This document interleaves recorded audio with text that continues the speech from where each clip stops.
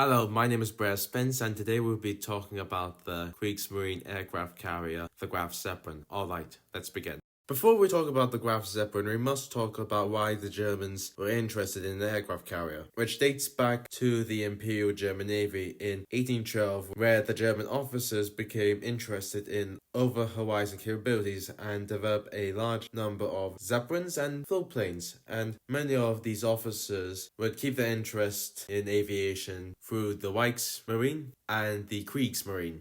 The Graf Zeppelin class aircraft carrier was a part of Grand Admiral Erich Raeder's Plan Z, which called for 4 aircraft carriers. The Germans sent a team to Japan to study the Japanese aircraft carrier Akagi, where the Japanese provided the Germans 100 plans, diagrams, and blueprints of the flight systems, catapults, and arrestor gear and elevators. The original plan was for a 20,000-ton aircraft carrier, but due to the need for it to launch attacks and defend itself and to reach 34 knots, the ship's weight was increased to 34,000 tons, with her having 16 8-inch guns to protect herself against surface targets, 12 105mm flat guns in twin-turret mounts, 22 37mm anti-aircraft guns, and 28 20mm anti-aircraft guns. For armor, she had 100mm of belt armor with 70mm of fore and aft. Deck armor was 20mm and 40mm for a hangar deck, and she carried 44 aircraft.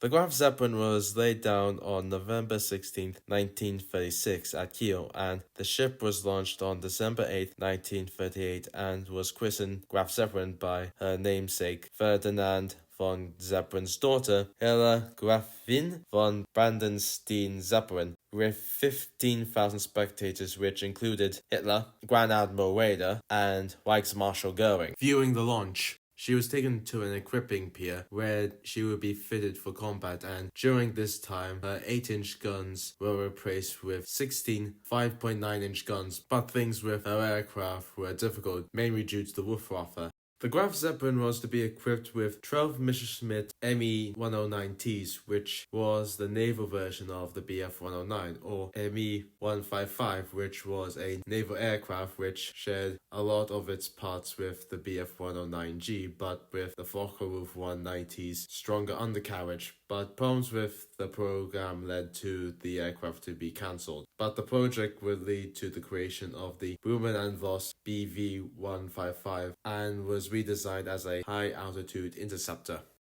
The Vizsla Fi-167 was a biplane torpedo bomber like the Fairey Swordfish, but made completely out of metal and having a liquid-cooled engine. The Fi-167 beat the Adro AR-195 as the carrier-based torpedo bomber for the Graf Zeppelin. 20 of the Fi-167 were ordered for the carrier, and Pfizer began production of the aircraft. But after a short while, the company was ordered to produce Me-109Es, and after the fall of France and the Low Countries stalled the building of the Graf Zeppelin and the air groups were disbanded and the Fi-167 were put into storage. But after the Battle of Taranto, the sinking of the Bismarck, Pearl Harbor, and the Battle of Midway showing the importance of aircraft carriers, resumed work on the Graf Zeppelin, but the Fi-167 was completely obsolete, and plans were made to modify the Junkers Ju-87 as a torpedo bomber, and the Fi-167 was sent to the German puppet state of Croatia.